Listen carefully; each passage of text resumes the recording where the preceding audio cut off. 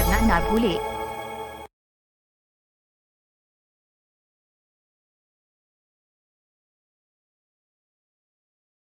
आज की कहानी है गीता देवी के छोटे से प्यारे से परिवार की। गांव में एक छोटा सा प्यारा सा मिट्टी का घर होता है। आंगन में पुराने पेड़ लगे होते हैं। गीता देवी की 3 बहुएं मीरा, संगीता, पायल सुबह सुबह अपने अपने कामों में व्यस्त होती हैं। एक बहू चूल्हे पर खाना बना रही थी, दूसरी बहू बाल्टी से पानी भर रही थी और तीसरी सब्जियां काट रही थी। बच्चे शोर कर रहे होते हैं। माँ, देखो ना, चिंकी मुझे परेशान कर ली है। गीता देवी वहीं बच्चों के साथ चारपाई पर बैठी होती है। अरे बहू, बहुत दिन हो गए सबने साथ में बैठकर बात नहीं की। आज मेरा दिल थोड़ा भारी भारी हो रहा है। चलो जल्दी से काम निपटा लो, फिर थोड़ी देर बैठकर यहाँ बाहर आंगन में बात करते हैं। अरे माँ जी, आप भी ना रोज यही कहती रहती हैं, कुछ याद आ रहा है। चलिए बताइए, आज क्या याद आ गया आपको? याद क्या आएगा बेटा, वो दिन ही ऐसे थे जब इस घर में मैं बहू बनकर आई थी ना। तुम्हें पता है, तुम्हारे ससुर जी बहुत मेहनती आदमी थे। हमारे पास 10 बीघा जमीन थी, 10 बीघा, जिसमें तरह तरह की खेती उगाते थे। कहीं गेहूं, चना, मक्का, तीनों तरह की खेती होती थी। खेतों में हरियाली ही हरियाली थी। 10 बीघा जमीन माँ जी, फिर तो आप काफी अमीर रही होंगी। हाँ बेटा, अमीर थे, पर अमीरी हमेशा टिकती नहीं। न जाने किसकी नजर ले बैठी। इतना खराब समय आया, चारों तरफ सूखा पड़ गया। धीरे धीरे कर्ज चढ़ा, बारिशें कम होने लगी, फसल सूखने लगी। फिर तुम्हारे ससुर जी को शहर ही जाकर नौकरी करनी पड़ी। बोले अब तो खेत में कुछ रहा ही नहीं, यहाँ रहेंगे तो भूखे मरेंगे। उन्हें कमाने के लिए बाहर शहर जाना पड़ा बहू। फिर क्या हुआ माँ जी? फिर एक दिन शहर की तरफ निकले, लेकिन कभी वापस नहीं लौटे। सड़क हादसे में भगवान ने उन्हें अपने पास बुला लिया बहू। तब तो तुम्हारे ससुर जी की बस 30 साल की ही उम्र थी। तुम्हारे जेठ, देवर सब छोटे छोटे थे। अच्छा माँ जी, फिर आपने इन सबको कैसे पाला? क्या करती बेटा, माँ हो ना। कलेजे पर पत्थर रखकर दूसरों के घर में काम किया, दूसरों के खेतों में काम किया, दूसरों के बच्चों के कपड़े सिले, बर्तन मांजे, बस तुम्हारे पतियों को बड़ा किया। यही सोचकर सारी उम्र काटती कि मेरी बहू आएंगी तो फिर से सब घर हंसी खुशी फिर से भर जाएगा। हाँ माँ जी, अब तो हमारी भी हालत वही है। पति दिहाड़ी पर जाते हैं और जो मिलता है उसी से घर चलाना पड़ता है। हाँ मगर बेटा, फर्क है, तुम तीनों के पास कम से कम उम्मीद तो है। तीनों बहुएं सास के पास आकर बैठ जाती हैं। माँ जी, कैसी उम्मीद? किस उम्मीद के बारे में बात कर रही हैं आप? हमें तो कुछ पता ही नहीं। हाँ माँ जी, जब से हम इस घर में आए हैं तब से हमारी हालत बेकार ही है। हाँ, और हमारे बच्चों को भी यह सब देखना पड़ रहा है। पता नहीं कैसी माया है भगवान की। बेटा, मुझे पूरा भरोसा है, एक दिन हमारे हालात भी बदलेंगे और सब सही भी होगा। बच्चे वहीं पास ही खेल रहे होते हैं। सास उन सबको देख रही थी। गरीब घर के सामने ठीक एक अमीर घर होता है, जहाँ की अमीर पड़ोसन माया आंटी अपनी गाड़ी से उतरती है। साथ में ही एक फ्रूट बास्केट लेकर आई थी, जिसमें तरह तरह के फ्रूट्स रखे हुए होते हैं। देख रानी, यह सारे फल मेरे दोनों बच्चों को दे देना। आज बहुत फ्रेश फ्रूट आए हुए थे मार्केट से, बच्चों के लिए लेकर आई हूँ मैं। सब उन्हें खिला देना काट काट कर। गरीब घर के आंगन में दोनों बच्चे चिंकी और चीनू दीवार के छेद से झांक रहे थे। उनकी आंखों में चमक होती है और जीभ भी ललचाने लगती है। देख, वो आंटी कितने सारे सेब लेकर आई है। दीदी, वो गोल गोल संतरे ही है ना जो चमक रहे हैं? शायद मीठे होंगे, है ना? हमने तो कभी नहीं खाया इतना बड़ा सेब, अनार। हमारे घर पर तो बस केले ही आते हैं, और वो भी कभी कभी। थोड़ी देर बाद वही अमीर घर के बच्चे घर से बाहर आ जाते हैं। उनके हाथों में कटे हुए फ्रूट्स होते हैं और वो खिलखिलाकर उन्हें खा रहे होते हैं।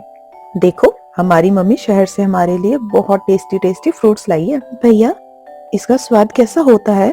बहुत अच्छा। तुमने नहीं खाया क्या कभी? नहीं भैया, हमने कभी नहीं खाया। थोड़ा सा दो ना, मैं भी चख सकूं। एक टुकड़ा दे दो ना भैया बस। नहीं नहीं, ये बहुत महंगा है। मेरी मम्मी ने मना किया है किसी को भी नहीं देना। तुम लोग तो हमेशा मांगने के लिए आ जाते हो। चलो जाओ यहाँ से, जाओ अपने घर। चिंकी और चीनू शर्म से सर झुकाकर घर की ओर आ जाते हैं। दोनों अमीर बच्चे भी अंदर चले जाते हैं। गरीब बच्चे घर जाकर माँ को अपनी सारी बात सुनाते हैं। माँ संगीता चूल्हे पर खाना बना रही थी। बच्चे अंदर आते हैं, उनका चेहरा उदास होता है। माँ, पड़ोस वाली आंटी तो अपने बच्चों के लिए रोज रोज ताजा फल लेकर आती है, उन्हें फल देती है खाने को। आज तो सेब संतरा भी लाई थी और इनके बच्चों ने कहा कि ये बहुत टेस्टी होते हैं। बहुत महंगे आते हैं क्या माँ? हम नहीं खा सकते क्या? बेटा, वो लोग अमीर हैं, उनके पास बहुत पैसे हैं और हम गरीब। हमारे पास बस मेहनत का सहारा है जिससे हम बस अपना घर चला सकते हैं। हम कहाँ से इतने महंगे फ्रूट खरीद कर दे तुम्हें? माँ, क्या हम कभी भी फल नहीं खा पाएंगे? नहीं बेटा, एक दिन जरूर खाओगे, पर वो दिन कब आएगा ये मैं अभी नहीं बता सकती। अगले दिन दोपहर का समय होता है। संगीता बड़ी बहू चूल्हे पर सब्जी बना रही होती है कि दोनों बहुएं मीरा और पायल उसके पास बैठी होती हैं। कोई आटा गूंद रही थी तो कोई उनकी मदद कर रही थी। उसी वक्त बच्चे स्कूल से लौटते हैं। माँ, हमें भी अच्छा खाना चाहिए। स्कूल में सबके पास अच्छा अच्छा खाना होता है। कोई पिज्जा, कोई नूडल्स, कोई फ्रूट चाट लेके आया था, बस हम ही सूखी रोटी लेकर जाते हैं। बेटा, हम गरीब हैं ना, हमारे पास इतने पैसे नहीं कि हम रोज वो सब बना सकें। जिस दिन तुम्हारे पापा को अच्छी दिहाड़ी मिलेगी ना, उस दिन तुम्हारे लिए मैं अच्छा सा पिज्जा बनाऊंगी। ठीक है, अब रोना बंद करो। माँ, हमने तो कभी पिज्जा टेस्ट भी नहीं किया कि वो होता कैसा है।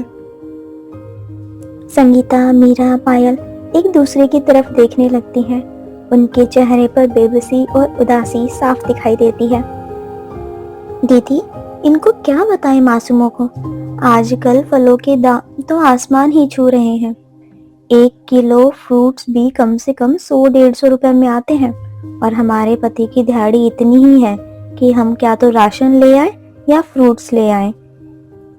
सच कहा पायल तुमने। ये तो बच्चे हैं ना, इनके दिल में जो आता है ये बोल देते हैं। इनको क्या पता गरीबी मजबूरी क्या होती है। संगीता दोनों बच्चों की तरफ देखती है। एक दिन आएगा बेटा जब तुम भी अपने टिफिन में पिज्जा, नूडल्स और पास्ता लेकर जाओगे, लेकिन वो सब चीजें किसी दुकान की नहीं, तुम्हारी माँ के हाथों से बनी होंगी। अगले दिन तीनों भाई सुमित, रोहित और अमित रोज की तरह काम से थके हुए लौट रहे थे। उनके माथे पर पसीना, चेहरे पर थकावट साफ दिख रही होती है। तभी सड़क किनारे कुछ कार जा रही होती हैं। अरे भाई, आज तो बहुत थकान हो गई। अगर कल भी ऐसा रहा तो हाथ पांव जवाब दे देंगे। अरे चलो अब घर पहुंच जाएं। माँ और बच्चे इंतजार कर रहे होंगे। हाँ, आज बच्चों के लिए मिठाई ले लेंगे। बहुत दिन हो गए उन्हें कुछ अच्छा खाए हुए। इतना कहकर तीनों भाई वहां से जाने लगते हैं कि अचानक बहुत तेज से आवाज आती है। तभी एक गाड़ी तेजी से आती है और अमित को टक्कर मारकर चली जाती है। दोनों भाई भागते हुए अमित को उठाते हैं। अमित दर्द से तड़प रहा होता है। उसके सर से खून भी बह रहा होता है। तभी दोनों भाई एम्बुलेंस बुलवाते हैं और अमित को हॉस्पिटल लेकर जाते हैं। दोनों भाई उसे जैसे तैसे अस्पताल पहुंचाते हैं। अमित के सर पर काफी चोट लगी हुई थी, पट्टी भी बंधी थी। डॉक्टर बाहर आकर बोलता है, देखिए, सर पर काफी गहरी चोट है। कुछ महीने तक चलना मुश्किल होगा। आराम करने की जरूरत है इनको काफी। डॉक्टर साहब, हम मजदूर लोग हैं, आराम करेंगे तो घर कैसे चलेगा? फिर भी जान ज्यादा जरूरी है ना।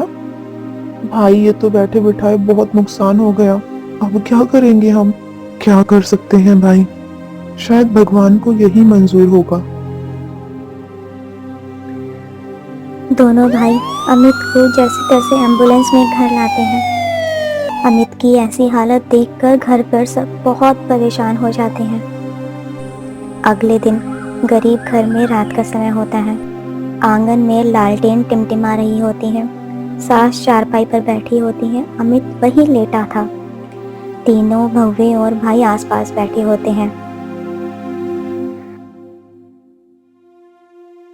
अब तो सब भार सुमित और रोहित पर ही आ गया। घर का खर्चा, दवाइयाँ, अस्पताल का बिल, सब कुछ। बेटा भगवान किसी की ऐसी परीक्षा ना ले। अगर तुम्हारे ससुर जी जिंदा होते ना बहू, तो थोड़ा सा सहारा लगा देते। अम्मा, हम हिम्मत नहीं हारेंगे।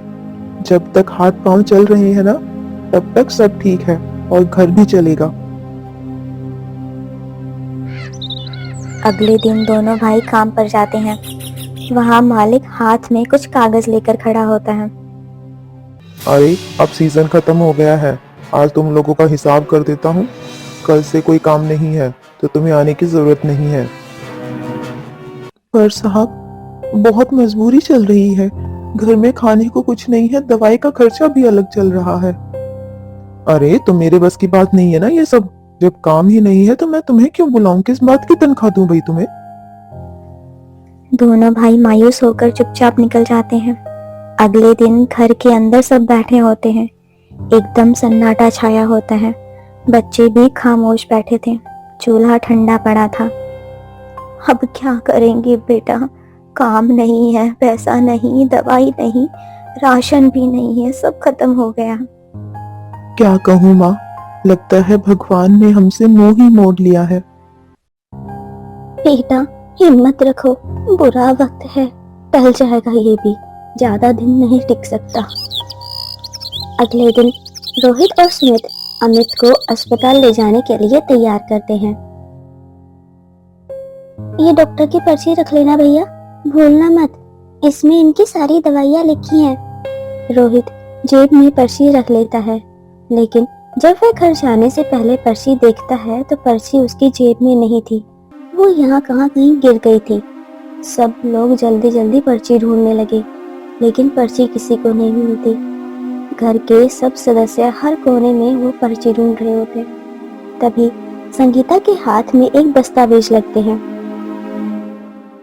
माँ जी, ये देखो, ये दस्तावेज मिले हैं, ये किस चीज के हैं? तभी रोहित आगे आता है और वो फाइल हाथ में लेकर देखता है। उसकी आंखें चौड़ी हो जाती हैं। वह कांपते हुए स्वर में बोलता है, अरे, यह तो कोई जमीन का कागज है। यह तो वही 10 बीघा जमीन की दस्तावेज है जिसके बारे में माँ हमेशा कहती रहती थी कि खो गया है। सास पास आती है, कांपते हाथों से कागज को देखती है। हे भगवान, ये तो मेरे पति की लिखावट है। बेटा, ये वही जमीन है हमारी जो लोगों ने छीन ली थी क्योंकि हमारे पास इसके दस्तावेज नहीं थे। तीनों भाई और तीनों बहुएं पास आकर कागज देखती है। सबके आंखों में हैरानी, विश्वास और खुशी दिखाई देती है। माँ, मतलब वो जमीन अब भी हमारी है? हाँ बेटा, किस्मत ने हमें बहुत सालों बाद अपना हक लौटा दिया। शायद भगवान को भी पता है कि हमें अब इसकी कितनी जरूरत है। अगले दिन सास चारपाई पर बैठी होती है। पास में कागज रखा होता है। परिवार के सारे लोग जमा हो जाते हैं। बिस्तर पर अमित लेटा हुआ होता है। सामने रोहित और सुमित खड़े होते हैं। तीनों बहुएं, संगीता, मीरा, पायल, सब लोग आपस में बातें कर रहे होते हैं। बच्चे भी वहीं पास में ही खेल रहे होते हैं। यह वही कागज है बेटा, 10 बीघा जमीन का, जो कि हमारे नाम थी। तुम्हारे बाबूजी ने इसे संभाल कर रख दिया था और यह खो गया। आज तो यह संगीता को पता नहीं कैसे मिल गया। माँ, पर हमें तो खेती नहीं आती। बड़े भाई को आती है, लेकिन वह अभी थोड़ा सा जख्मी है। बाकी हम दोनों ने तो कभी खेत में कुछ काम किया ही नहीं, बस दिहाड़ी और मजदूरी ही की है। हमारे पास हिम्मत है, हम खेत में काम कर लेंगे, लेकिन हमें खेत की बारीकियां नहीं आती। पापा ने हमें कभी खेत में काम सिखाया ही नहीं। थोड़ी मुझे आती है, छोटे मोटे काम देखे थे, लेकिन अब मैं बिस्तर पर हूँ तो ज्यादा कुछ नहीं कर पाऊंगा। हम जमीन बेच दे तो अस्पताल का बिल, दवाइयाँ घर संभल जाएगा। हामिद का इलाज भी ठीक से हो जाएगा। बेच दे हम इसको। सब चुप हो जाते हैं। सबकी नजरें तीनों बहुओं पर होती है, क्योंकि तीनों बहुएं अपने पीहर में किसान परिवार में होती थी। नहीं रोहित जी, हमें खेत नहीं बेचने चाहिए। नहीं माँ जी, अगर हम इसे आज बेच देंगे तो जिंदगी भर के लिए अपाहिज बन जाएंगे। आपको नहीं पता माँ जी कि ये खेत हमें कहाँ से कहाँ ले जाएंगे। आपने जिस उम्मीद के बारे में बात की थी ना, मुझे लग रहा है ये वही उम्मीद है माँ जी। मैंने अपने पापा को धान की बुआई करते देखा था। धान की फसल मेरी रग रग में है। मैं 3 बीघे में चावल उगाऊंगी माँ जी। तब मीरा कहती है, फल का काम काफी मुनाफे वाला होता है दीदी। अगर सही तरह से किया जाए तो बहुत अच्छा चलेगा। मेरे घर में फल के बगीचे थे, अमरूद, सेब, उनका मार्केट काफी अच्छा चलता है। मेरे हिसाब से हमें 3 बीघे में फल का काम शुरू कर देना चाहिए। हमें बाग बनाना चाहिए। हाँ, और मैं सब्जियों की देखभाल कर सकती हूँ। हरी सब्जियाँ, पत्तेदार सब्जियाँ, बैंगन, लौकी, वह सब जल्दी उग जाती हैं और मार्केट में जल्दी बिक भी जाएगी। तो बाकी बचे 4 बीघों में हम उसका उत्पादन कर पाएंगे। तो मतलब खेत को 3 भागों में बांट दिया जाए, चावल, सब्जियां और फल। हमें खेती करने के बारे में पहले नॉलेज लेनी चाहिए, जानकारी चाहिए होगी कि बीज कैसे करे, सिंचाई कैसे करे और कीड़े फसल में क्यों आते हैं, ताकि हम उनसे अपनी फसल को बचा सके। हम तीनों मिलकर सीखेंगे। ठीक है बेटा, ठीक है बहुओं, मुझे तुम पर पूरा यकीन है। आज से यह जमीन हमारी नई उम्मीद है। पहले महीने का उपज अस्पताल के बिल, दवाइयों पर देंगे। हम पैदावार का मार्केट भी सोचेंगे। पास में मंडी और गांव के ठेकेदार से संपर्क करेंगे और साथ में ही फसल घुमाव भी करते रहेंगे, ताकि जमीन थके ना। मैं फल की नर्सरी से कुछ पौधे लेकर आऊंगी और मैं चावल की खेती करूंगी। पूरा परिवार खुश हो जाता है और सब गले लगते हैं। बच्चों की छोटी छोटी आंखों में भी चमक आ जाती है। अमित बिस्तर पर थोड़ी सी मुस्कान देता है। अगली सुबह सब जाकर खेत को 3 हिस्सों में बांट देते हैं। जो हिस्सा चावल के लिए होगा वहाँ पानी का इंतजाम पहले देखना होगा। फल के लिए मिट्टी की जांच करनी होगी। सब्जियों के लिए सरासर तालमेल मिलाना पड़ेगा। तो निश्चय हुआ, 10 बीघा जमीन अब हमारी मेहनत का घर बनेगा। इसी से हमारे घर की नई नींव रखी जाएगी। तो कोई बेचने की बात नहीं करेगा बहू। हमारी गरीबी का इलाज पैसा नहीं, मेहनत है, और मेहनत से हम फिर से खड़े होंगे। अगले दिन सुबह का समय होता है। खेत के किनारे तीनों बहुएं अपने अपने हिस्से की जमीन पर खड़ी होती हैं। सास गीता देवी भी किनारे पर उन सबको देख रही होती है। दोनों बेटे भी खेत को साफ कर रहे हैं। बहुओं, आज से हमारी रोजी रोटी की नई शुरुआत है। जैसे तुमने भली भांति घर संभाला है, वैसे ही इन खेतों को भी संभालना बहुओं। हाँ माँ जी, यह खेत हमारी किस्मत बदलेंगे। मैं तो सोच चुकी हूँ, मैं सब्जियों की खेती करूंगी। इस मिट्टी में पत्ता गोभी, टमाटर, धनिया, पालक, बथुआ, गोभी, बैंगन, तोरी, लौकी सब कुछ उगाया जा सकता है। सुबह सुबह बाजार जाएंगे सब्जियां लेकर। वहाँ के दाम देखकर सीखूंगी कौन सी फसल कब लगती है। बहन, सब्जियों से तो जल्दी आमदनी शुरू हो जाएगी, पर मैं तो सोच रही हूँ कुछ ऐसे लगाऊं जिससे आने वाले सालों में भी काम चले। मैंने 3 भाग बांटे हैं। एक हिस्से में अमरूद, एक में आम और एक में सेब के बीज लगाऊंगी। दूसरे में अंगूर भी लगाऊंगी। तीसरे में केले और बाकी छोटे छोटे फलों वाले पौधे। केले की फसल जल्दी आ जाती है, 2-3 महीनों में ही आमदनी शुरू हो जाएगी। और जब तक बड़े पेड़ तैयार होंगे तब तक हमें ये केले संभाल लेंगे। और मैं तो धान लगाऊंगी, लेकिन सिर्फ एक तरह के नहीं, काफी तरह के। सोना मसूरी, लाल चावल, सुगंधी, गोविंद भोग और सारे बासमती चावल के बीज भी लाऊंगी। बीज कहाँ से लाऊं? जैसे हम राशन की दुकान पर जाते हैं ना दीदी, वहाँ चावल जांचने के बहाने थोड़ा थोड़ा उठा लाना। इससे किसी को पता भी नहीं चलेगा और चावल की गुणवत्ता का भी हमें अच्छे से ज्ञान हो जाएगा। तीनों हंस देती हैं। सास भी वहीं खड़ी उन बहुओं की हिम्मत देख रही होती है।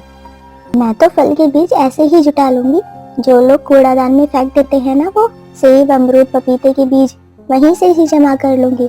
लोग कचरा समझते हैं ना उनको, लेकिन मेरे लिए वही सोना बन जाएगा दीदी। वाह पायल, तुमने तो बहुत सही जुगाड़ लगाया है। हम तीनों का दिमाग एक दिन देखना इस खेत में सोना उगाएगा। धीरे धीरे बहुएं खेती शुरू कर देती हैं। बहुत मेहनत करती हैं, जुगाड़ से हर काम कर लेती हैं, लेकिन खाद, सिंचाई, बाकी कामों के लिए पैसों की जरूरत पड़ जाती है। बहुओं, खाद और पानी का खर्चा बड़ा निकल गया है। घर में तो कुछ बचा नहीं है। मेरे पास तो यह गले का हार है, इसे गिरवी रख दो बहू। अब फसल आ जाएगी तो हम इसे बाद में छुड़ा लेंगे। कैसी बात कर रहे हो माँ जी? यह तो बाबूजी की आखिरी निशानी है आपके पास। हम इन्हें गिरवी नहीं रख सकते। बेटी, सुहाग जब तक जिंदा है तब तक घर में उम्मीद है। अगर उम्मीद बचानी है ना, तो इस हार को तो काम में लगाना ही होगा। सारी बहुएं एक दूसरे की तरफ देखती हैं। उनकी आंखों में उदासी होती है। माँ जी, इनसे तो खाद और पानी का इंतजाम भी नहीं होगा। तीनों बहुएं फिर अपने अपने कंगन भी लेकर आती हैं और उन सब कंगनों को गिरवी रखकर पानी और खाद का बंदोबस्त करती हैं। माँ जी, ये कंगन और आपका हार आपके आशीर्वाद से यही फसल को सोना बनाएगा।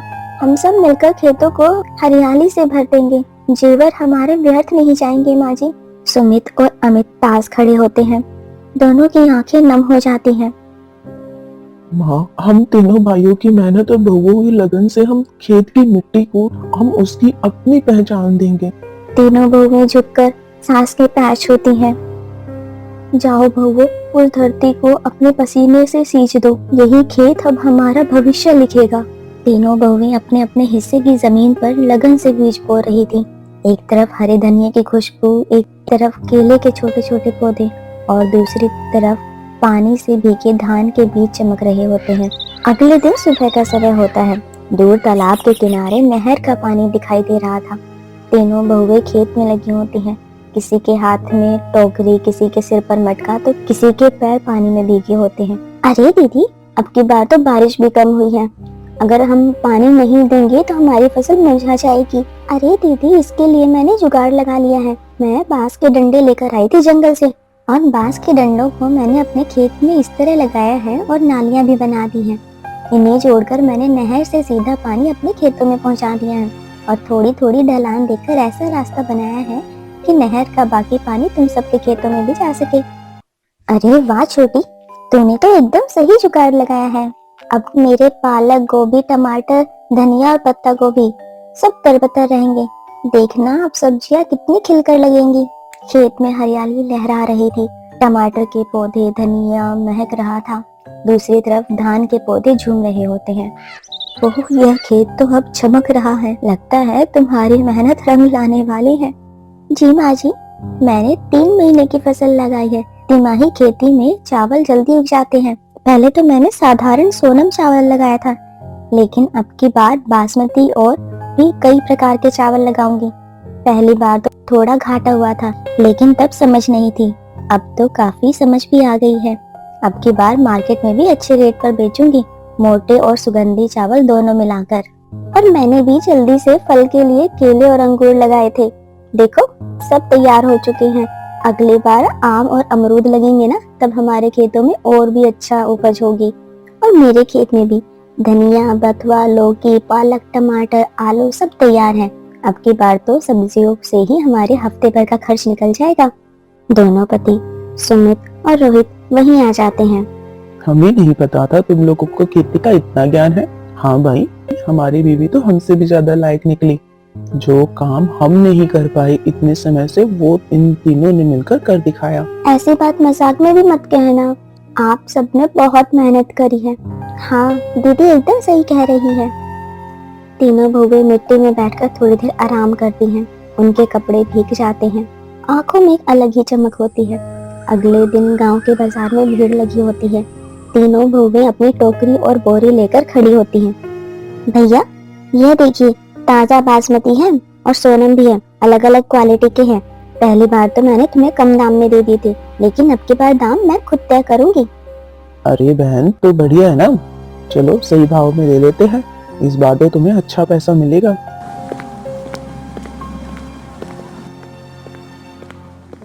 तीनों बहुएं खुश होकर घर में आ जाती हैं। घर की चौखट पर सास उनकी राह तक रही होती है। माँ जी, यह देखिए हमारी पहली फसल का मुनाफा। वो थैली देखती है जो कि नोटों से भरी होती है। हे भगवान, मेरी बहुओं ने तो सच में खेती को लक्ष्मी का नया रूप बना दिया। माँ जी, ये पहली फसल के पैसे हैं। इससे हमने अपने जेवर छुड़ा लिए जो गिरवी रखे थे। अब उन्हें हम वापस लेकर आए हैं। सास के हाथ में वही सोने का हार और बहुओं के कंगन वापस देखकर सास भावुक हो जाती है। और माँ जी, मैंने सोचा मेरे हिस्से के जो पैसे हैं उससे मैं अमित जी का इलाज करवाऊंगी। अब उन्हें बिस्तर से उठकर चलना ही होगा माँ जी। और मैंने घर का सारा पुराना कर्जा चुका दिया है। अब घर में फिर से राशन रखा है। दाल, तेल, आटा सब भर दिया है। सब्जियां और फ्रूट्स भी हैं। तीनों बहू एक दूसरे की तरफ देखती है और मुस्कुराती हैं। देखा बहू, मैंने कहा था ना तुम लोगों के पास एक उम्मीद है। देखो, भगवान के घर में देर है लेकिन अंधेर नहीं। हमारे दिन कैसे सुधर गए बहू। अब हमारे पास सब कुछ है और एक अगली फसल की नई उम्मीद। हाँ माँ जी, तभी तो मैंने कहा था कि हमें यह जमीन बेचनी नहीं है। यह हमारे जीवन के लिए एक नई राह है। अब हम हर साल ऐसे ही मेहनत करेंगे और इन्हीं से ही अपना घर चलेगा। सभी लोग खुश हो जाते हैं और जैसे तैसे अपनी जिंदगी एक नई राह से शुरू करते हैं। तीनों पति भी अब अपनी सब्जी मंडियों में अलग अलग रेहड़ी लगाते हैं। एक सब्जी बेचता है, एक चावल की दुकान कर लेता है और एक फ्रूट्स की रेहड़ी लगा लेता है। तीनों बहुएं खेतों में काम करती और पति बाजार में उन सबको बेचने जाते। इसी तरह अब घर काफी अच्छी तरह से चल रहा था। बच्चे भी खुश हो जाते हैं। जो लोग विपरीत परिस्थितियों में भी हार नहीं मानते और मिलकर काम करते हैं, वही अपने भाग्य की खेती करके भविष्य को हरा भरा बनाते हैं।